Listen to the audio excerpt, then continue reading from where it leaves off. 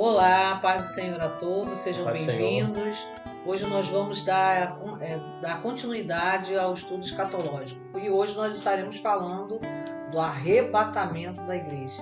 Seja muito bem-vindo, pastor Henrique Santos, mais uma vez para nos esclarecer sobre esse tema que paira muitas dúvidas sobre muitas cabeças e hoje nós estamos aqui para tirar essas dúvidas. A paz do Senhor, missionário Helena Santos, a paz do Senhor, você que está participando desse podcast. Hoje é o segundo dia desse podcast e mais uma vez obrigado pelo convite. Eu tenho certeza que nós vamos estar esclarecendo esses pontos fundamentais do arrebatamento da igreja e sei que vai ser de grande valia mais uma vez e te convido a você a compartilhar esse estudo, esse podcast, compartilhar, dê seu like e se inscreva no canal, que também são importantes para a divulgação desse trabalho.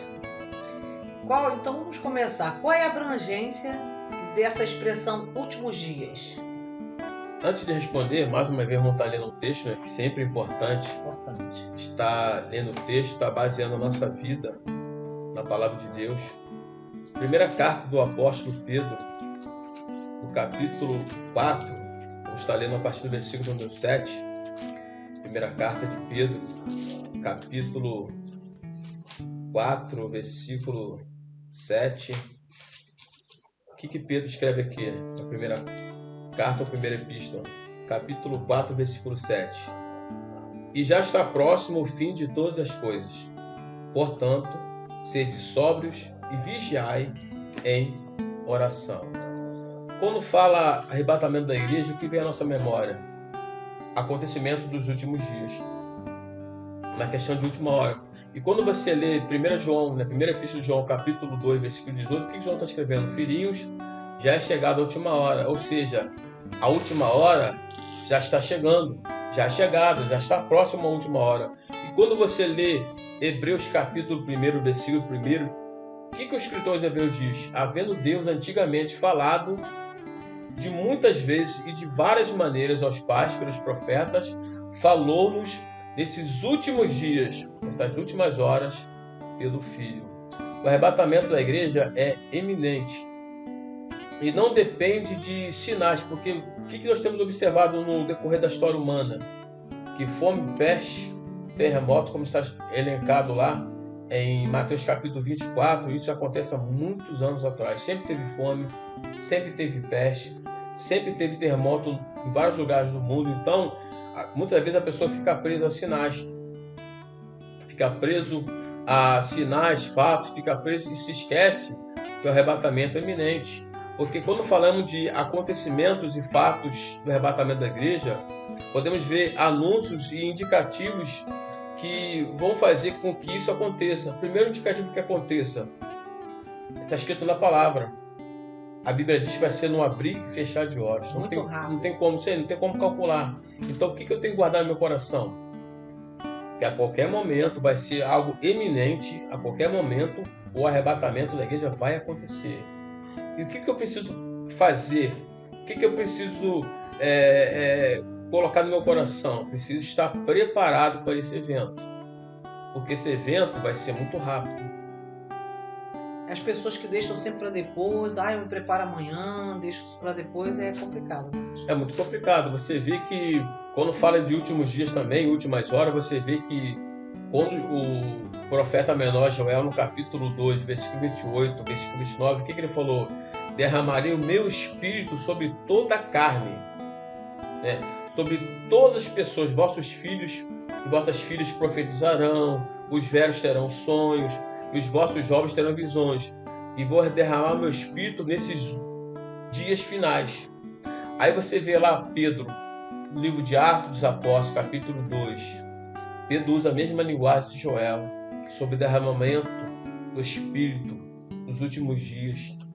E você vê que esses últimos dias, como está escrito lá em Hebreus capítulo 1, versículo 1, como é que começou os últimos dias? Com o aparecimento de Jesus. Jesus veio para trazer o quê? A salvação. João Batista foi o precursor. O que João Batista falou? Arrependei-vos e convertei-vos, porque é chegado o reino de Deus. Aí Jesus usou a mesma linguagem. Arrependei-vos, convertei-vos, porque é chegado o reino de Deus. Aí quando você vê Mateus capítulo 16, onde Jesus fundamentou a igreja foi fundamentada em Mateus capítulo 16. Aí quando você chega na cruz do Calvário, a igreja foi anunciada. Aí quando você chega em Atos capítulo 2, a igreja é o quê? Inaugurada. Aí começou o quê? A inauguração da igreja. Começou os discípulos a pregarem nesses últimos dias, porque o Pai falou ao Filho nesses últimos dias. Aí você vê que a igreja, ela foi tirada da eternidade. Porque tinha um plano na eternidade. O Satanás, os demônios, os próprios anjos não sabiam desse mistério, não sabiam que a igreja era um plano na eternidade. Aí volta a falar, Mateus 16 ela foi fundamentada, ela foi anunciada na cruz do Calvário. Aí quando foi anunciada na cruz do Calvário, o que aconteceu? Jesus ele foi ferido aqui na costela. Lá no Jardim do Éden, Deus formou o homem do pó da terra e Deus tirou da costela quem?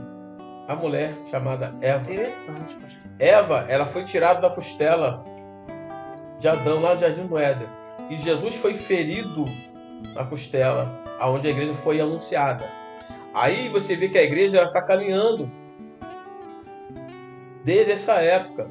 Jesus falou em Lucas capítulo 24, versículo 49, ficai reunidos em Jerusalém, que até do alto vocês vão ver revestido de poder. Os discípulos estão lá no cenáculo, cerca de 120 pessoas reunidas no cenáculo, buscando a presença do Espírito Santo. Mas antes disso, aí Jesus ficou 40 dias após a sua ressurreição, pregando e dando as últimas instruções aos seus discípulos. Ficar reunidos em Jerusalém, porque vocês vão ser revestidos de poder. Aí após 40 dias, ele faz o quê? Ele assunta ao céu.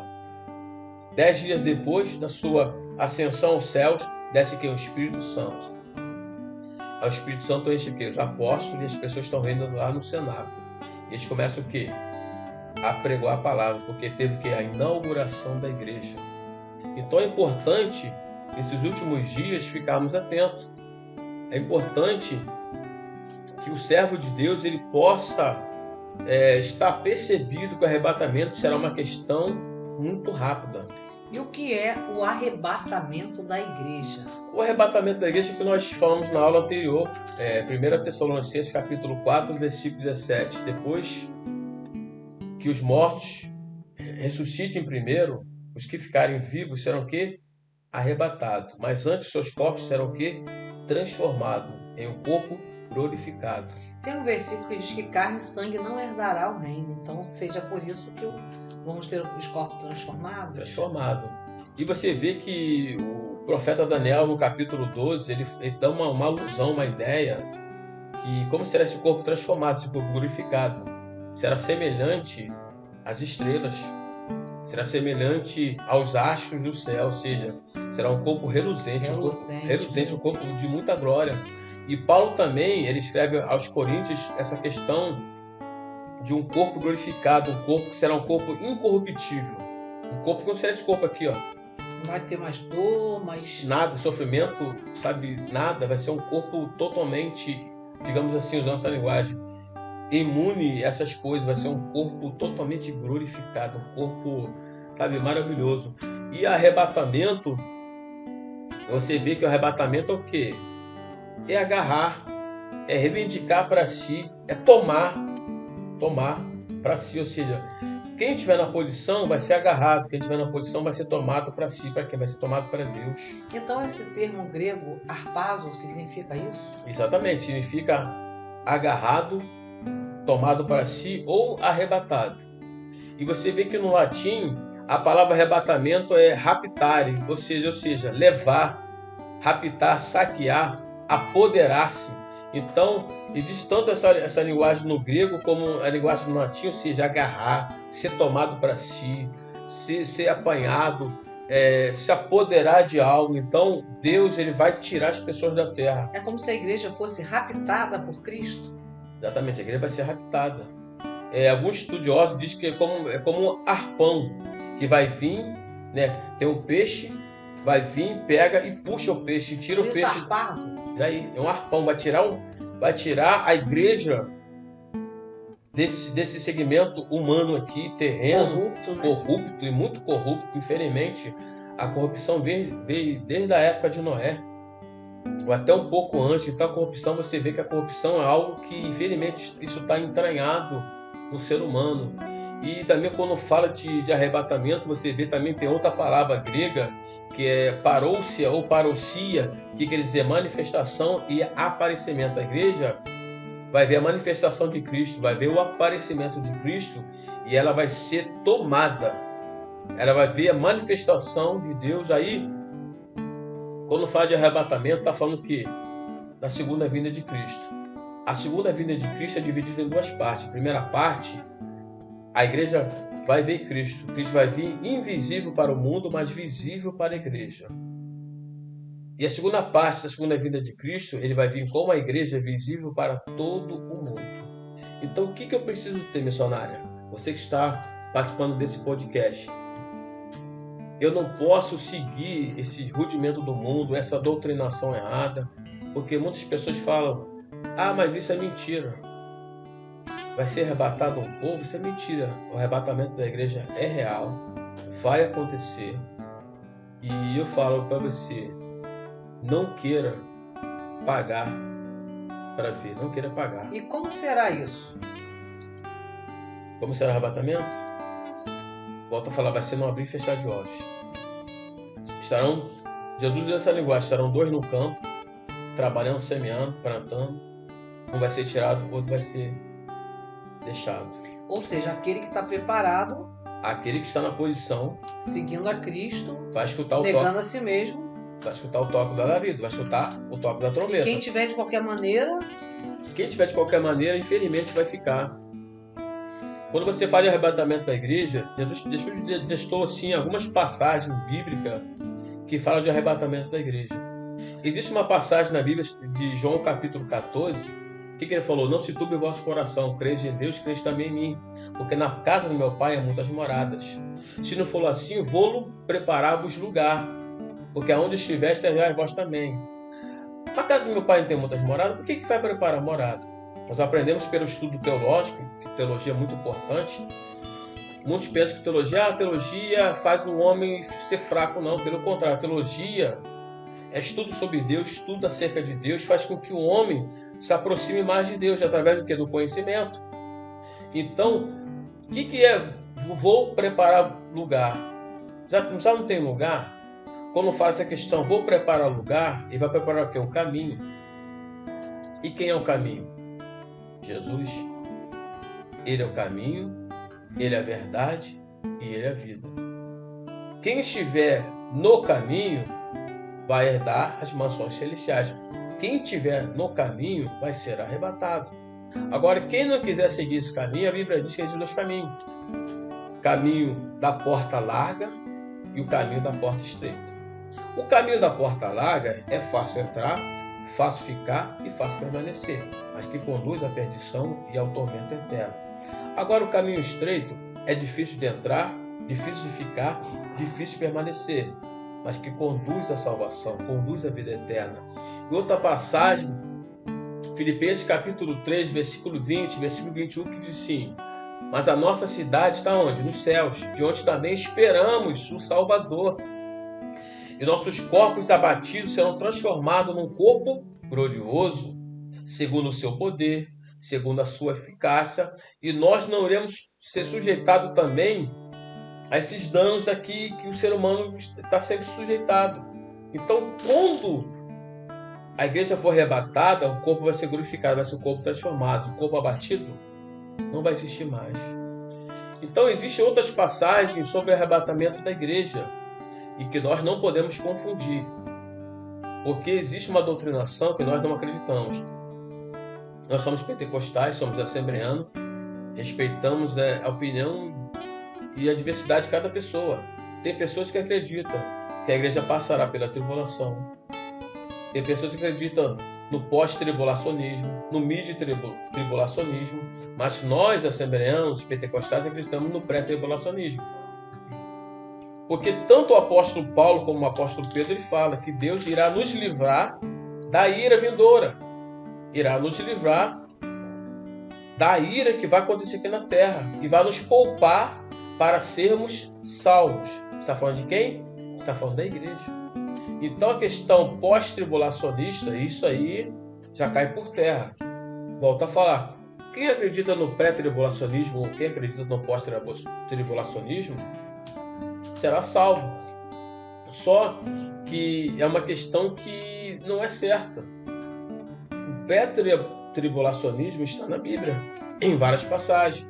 A gente olha em 1 Coríntios capítulo 15, a partir do versículo 52 em diante.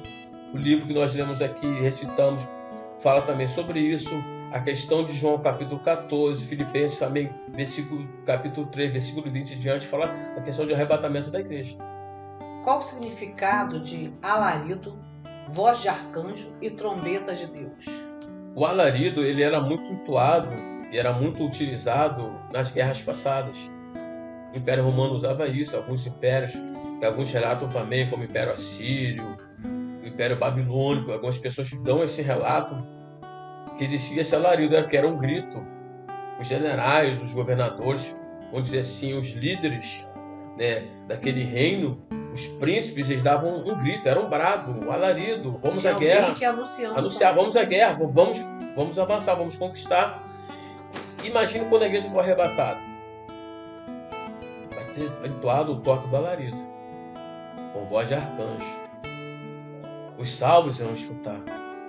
Vai ser tocada uma trombeta. Os salvos irão escutar esse grito de guerra, anunciando o arrebatamento da igreja. Quem estiver na posição vai escutar o toque do alarido, vai escutar esse brado, esse grito de conquista, esse grito de vitória. Ou seja, quem não estiver na posição não vai nem escutar. Não vai escutar. Um fato interessante aqui, falando de arrebatamento da igreja, você vê que Mateus capítulo 24 é um sermão escatológico. É um sermão de escatologia bíblica. É um sermão que fala sobre arrebatamento. Fala da segunda vinda de Cristo. Você vê que Mateus capítulo 24, versículo 4 até o 8, alguns acreditam que do 4 até o 14, está falando do arrebatamento da igreja. Mas quando chega no versículo 29 em diante, até o versículo 31, 32, já está falando de Israel. Tá? Já a segunda parte da segunda volta de Cristo.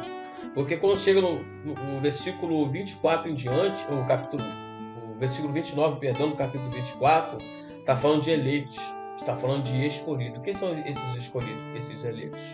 É a nação de Israel, que vai ficar na tribulação.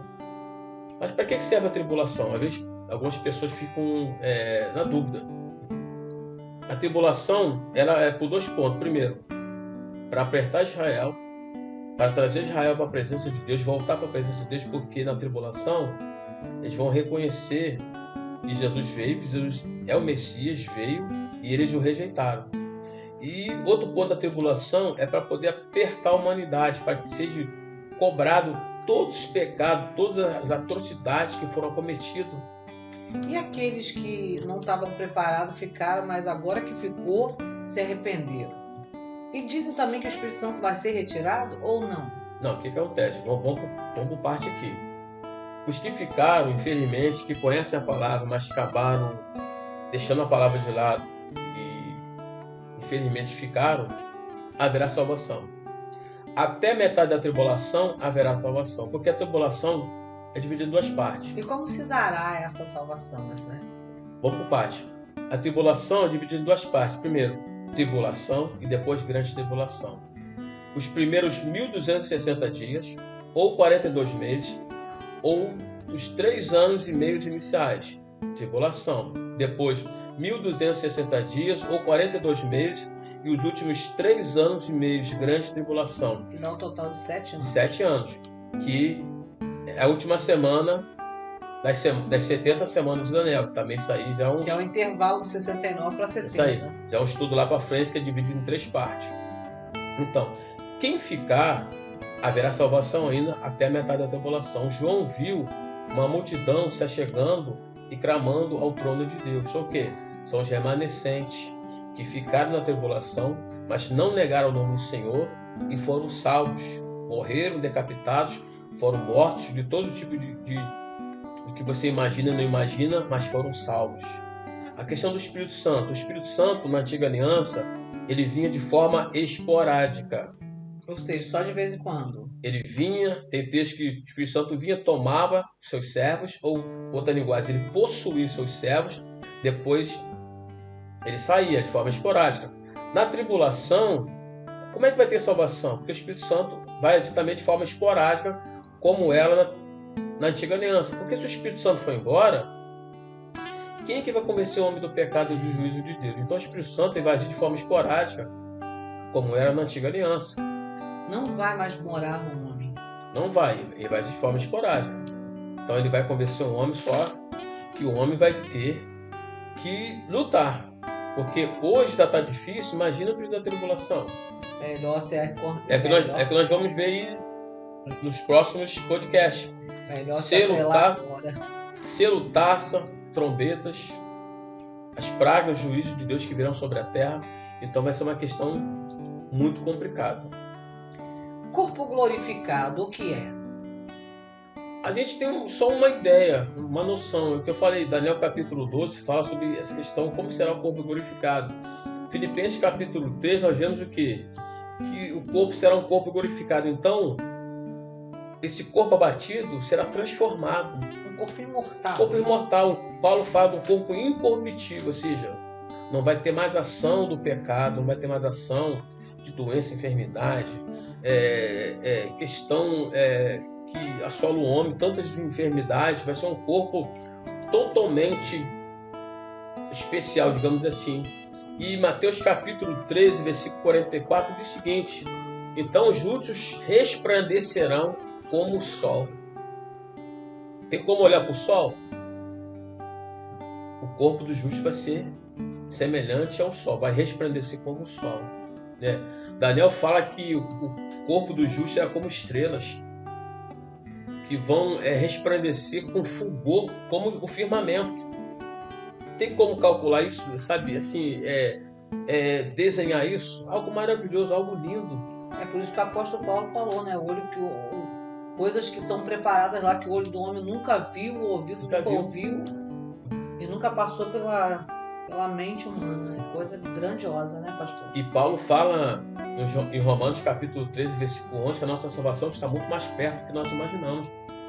Pastor, eu acredito assim que as pessoas estão se desanimando, né? Muitos estão se desanimando porque isso está sendo dito há mais de 2000 anos. Então as pessoas elas tentam marcar o tempo de Deus pelo tempo do homem, o que não acontece. Não tem como. Porque o tempo de Deus é um, o tempo do homem é outro. É outro.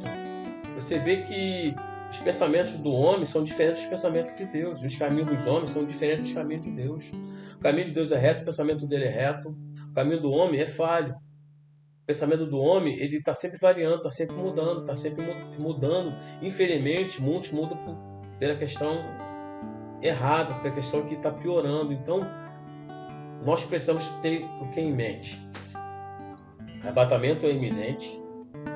Eu preciso estar na posição. Eu preciso estar preparado. E eu preciso abrir mão da minha deidade humana. Por isso Jesus disse, né, pastor? Aquele que quiser vir após mim, negue-se a si mesmo, toma a sua cruz e siga-me. Talvez seja essa dificuldade que o ser humano hoje está enfrentando. Porque antes de seguir ao Senhor, de pegar a cruz, é necessário negar-se a si mesmo. Eu acredito assim, que quando o homem não nega a si mesmo, ele acaba ficando mais pesado. Exatamente. E se ele está mais pesado, cheio de si, fica impossível carregar a cruz. E uma questão importante aqui. O negar a si mesmo, nós temos 3 inimigos. Primeiro inimigo, o diabo. Mas o que está escrito na palavra? Existia o diabo e ele fugirá de vós. Outro inimigo, o mundo. O que Jesus falou? No mundo tereis o que? Aflições, tem de bom ânimo que eu venci o mundo. Quando fala do terceiro inimigo, que é a nossa carne, está mais perto de nós, o que Jesus orientou Paulo? O que o Espírito Santo orientou Paulo a escrever? Fugir. Não tente. Fuja da prostituição, fuja da carne. Porque a carne humana, ela sempre tem a tendência de voltar para as coisas erradas, para o pecado. Essa carne só é mortificada através da presença de Deus, através da palavra, que é a palavra que vive. Então, nosso maior inimigo não é o diabo e não é o mundo. Somos nós mesmos, a nossa carne. Porque a carne sempre vai ter a tendência das coisas erradas, das coisas de afastamento de Deus. Por isso a importância de negar a si próprio. Então, esse negar a si mesmo, a si próprio é difícil. E carregar a cruz não é tarefa fácil. É difícil. Exatamente. E seguir o caminho do Senhor é difícil. Pastor, o que é o tribunal de Cristo? O tribunal de Cristo ele vai acontecer após o arrebatamento da igreja. Esse tribunal de Cristo não vai ser para condenação, vai ser para recebimento de galardões.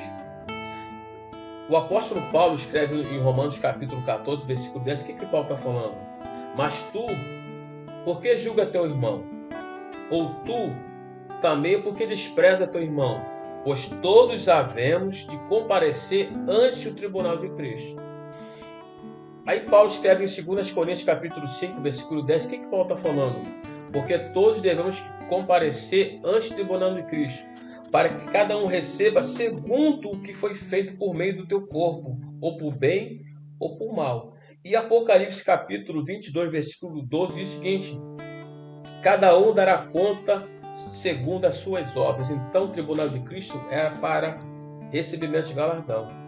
Nós temos o seguinte entendimento, pela leitura bíblica, que são galardões? Vão ser provados o ouro, a prata, pedras preciosas, o feno, a palha e a madeira. Vão ser provados no fogo.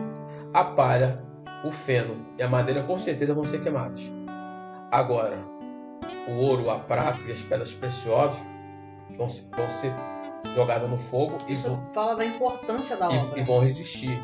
Tem muitas pessoas que recebem o galardão aqui na terra. Nós sabemos que é madeira, feno e palha que vão ser queimados. Já receberam o galardão aqui na terra.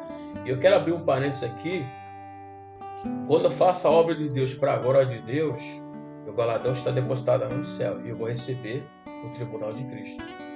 Quando eu faço as coisas na obra de Deus, para me vangloriar, para receber aplausos, palmas, ou até receber, ser ovacionado, meu galardão já recebi aqui na terra e não vou receber lá no céu. Por isso que a glória tem que ser toda para Ele, né? Tudo para Ele. Se eu sei cantar, a glória é dele. Se eu sei ensinar, a glória é dele. Se eu sei pregar, a glória é dele. Porque é tudo um dom que o Espírito Santo ele nos concede. Ele que dá por determinado tempo, né? Está emprestado, né, pastor? Está emprestado, não é nosso. Lembra da passagem que o Senhor deixou um tanto de talento para um tanto para outro e um para outro? Aquele tinha tanto, granjeou mais ainda. Aquele tinha outro, também granjeou mais ainda. Aquele tinha um, escondeu. O talento, o dom não é nosso, é emprestado. Então isso vou usar a linguagem do carioca. Sou carioca, nascido na cidade do Rocha, perto do Meia. Isso é bobeira, o homem achar que é alguma coisa. Poderá o homem fazer um fio branco da cabeça se tornar preto? Poderá o homem tirar a vida e voltar a pessoa a ter vida? Quem faz tudo isso é Deus. Exatamente. Galardão. Nós também temos um entendimento de nós vamos receber coroas. E quando fala de coroas, em 1 Timóteo capítulo 4, versículo 8, o que Paulo está falando, Timóteo? Desde agora a coroa da justiça. Vamos receber uma coroa de justiça. Aí Tiago no capítulo 1, versículo 12, fala da coroa da vida. Vamos receber a coroa da vida. Olha, coroa de justiça, coroa da vida. Aí Paulo escreve em 1 Coríntios capítulo 9, versículo 25, coroa incorruptível. O homem aqui da terra e ganha troféu, ou troféus, ganha aqui medalhas, ganha coroa, mas tudo aí daqui a um tempo vai enferrujar, vai estragar. Agora a coroa que nós vamos receber não tem traça, não tem ferrugem que estraga. Por isso a importância de guardar o nosso tesouro no céu, né, pastor? E Pedro também fala em 1 Pedro capítulo 5, versículo 4, uma coroa de glória. Eu nunca vi uma coroa de glória. Nem eu. E Apocalipse 2, capítulo 2, versículo 10 fala ser fiel até a morte, dar-te-ei a coroa da vida. E o próprio João escreve em Apocalipse 3:11, guarda o que tem, para que ninguém tome o que é tua coroa. Viver o tempo todo vigilante, guardando. O tempo todo.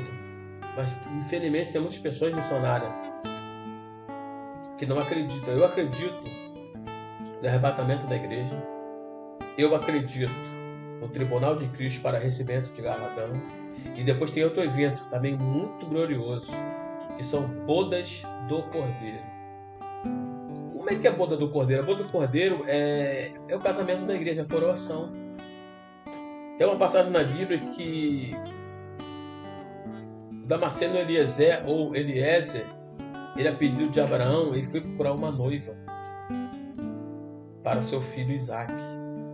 Aí ele faz um voto com Deus: aquela que tirar água do poço der para mim e para meus camelos, essa será escolhida para ser a esposa do meu patrão, meu senhor Isaac. Aí ele encontra a Rebeca.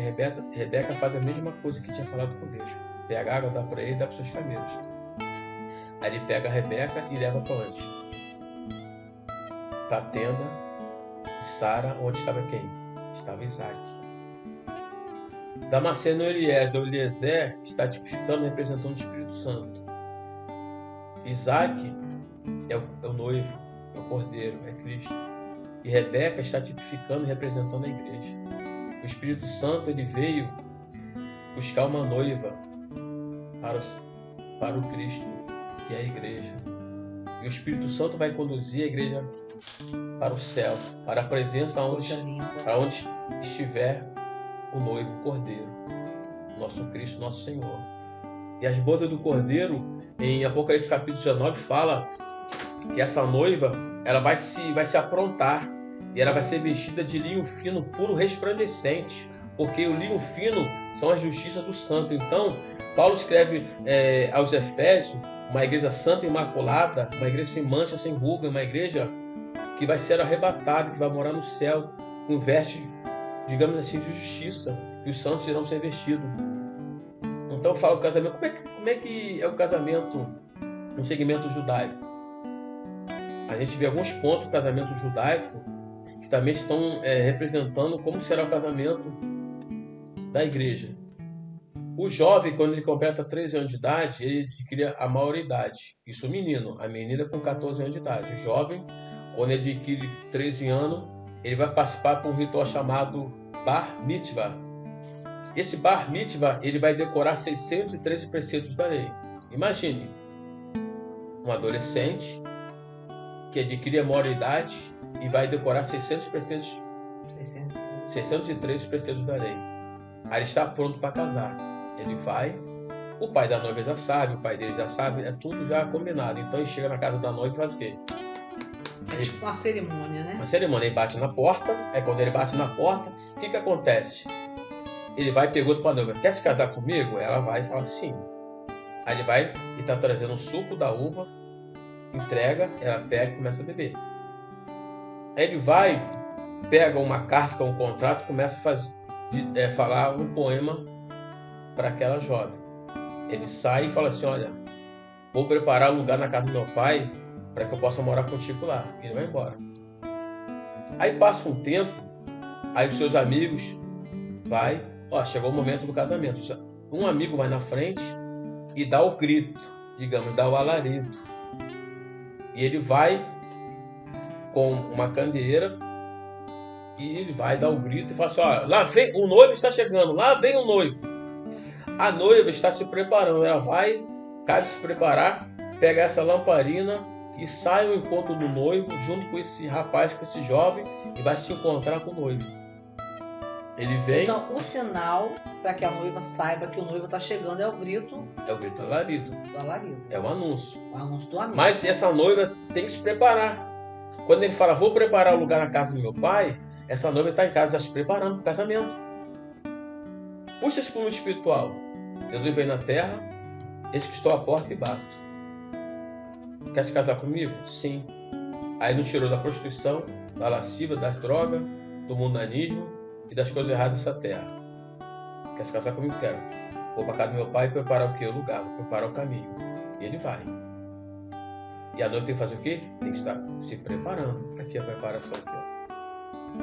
Tem que estar se preparando. É da palavra. Isso é importante o crente levítico. Orando, jejuando, meditando na palavra e colocando em prática. E se afastando do mundo. A igreja, ela anda na contramão do mundo. O servo de Deus anda na contramão do mundo.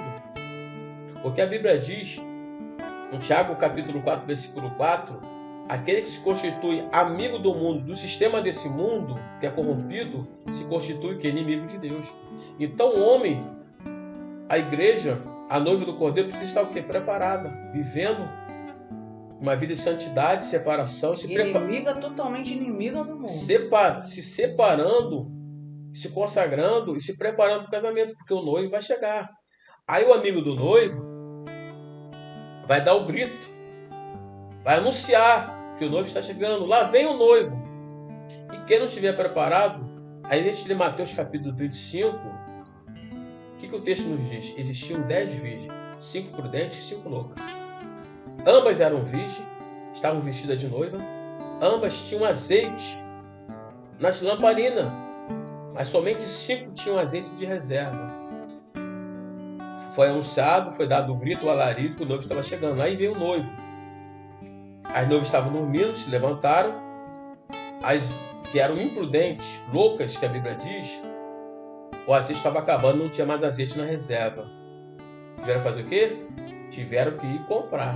Ainda pediram, né? Ainda pediram. Vou me preparar ainda, tem que comprar azeite para colocar aqui. Dá-nos o vosso azeite.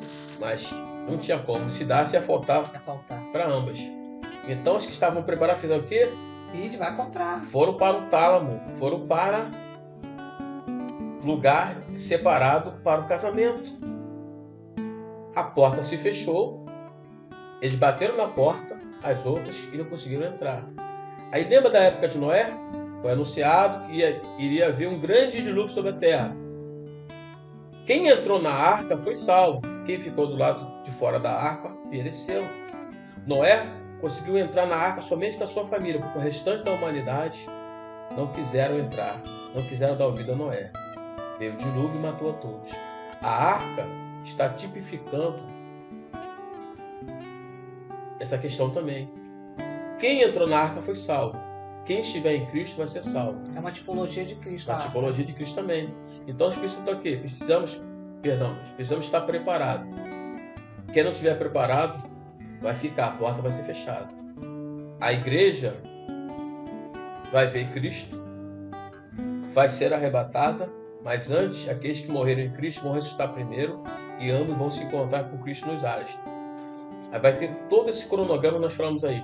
Tribunal de Cristo, para receber galardão. Aí tem a questão das bodas do Cordeiro também. Então, qual o alerta que eu deixo aqui? Preparação. O homem precisa estar preparado, a igreja precisa estar preparada para esse grande evento que é o arrebatamento da igreja. Infelizmente, pastor, muitas pessoas nessa, pleno século XXI, com todos os sinais, prodígios que está acontecendo, tem muita gente ainda que está dormindo nessa questão. Dormindo. Não estão se preparando, muitos já se apostataram da fé. Infelizmente. Paulo escreve em 2 Tessalonicenses capítulo 2, fala de apostasia, abandono da fé. E o arrebatamento da igreja vai acontecer, mas para que isso aconteça antes, é necessário que venha a apostasia. Se manifeste o homem do pecado, filho da perdição e o iníquo, que é o anticristo. Aí já é um ponto um pouco futuro na frente, já no período da grande tribulação. Você que está ouvindo esse podcast, se prepare, vamos nos preparar. Porque tem pessoa que está pagando para ver, não queira pagar para ver. Exatamente. Tudo que está sendo falado aqui tem um apoio bíblico e é verdade, então que a gente possa se preparar todos os dias. Cada dia, negar-se a si mesmo, tomar a nossa cruz e seguir ao nosso Cristo. Porque as promessas que a Bíblia fala sobre Cristo, o que Cristo prometeu, que está registrado na Bíblia, vai se cumprir, porque ele não é homem para que minta e nem tão pouco filho do homem para que se arrependa. Exatamente, é verdade. Pastor, muito obrigada por todo esse esclarecimento aqui. E qualquer dúvida você pode deixar um comentário, que nós vamos estar respondendo na medida do possível aí. Sei que terão bastante comentários, mas vamos estar respondendo aí. E esse assunto, pastor, é um assunto que assusta muita gente. Muita gente. Eu já ouvi relatos de pessoas evangélicas que se recusam a ler o Apocalipse, porque tem medo das coisas que estão para acontecer. Mas é importante que a gente tenha consciência de tudo que está para acontecer, de tudo que a Bíblia fala, e esse momento é um momento maravilhoso. Que Deus te abençoe. Não deixa de deixar o seu joinha, o seu like, like compartilhe, se inscreva no canal para que a gente possa estar abençoando mais vidas. Que Deus te abençoe. Deus te abençoe.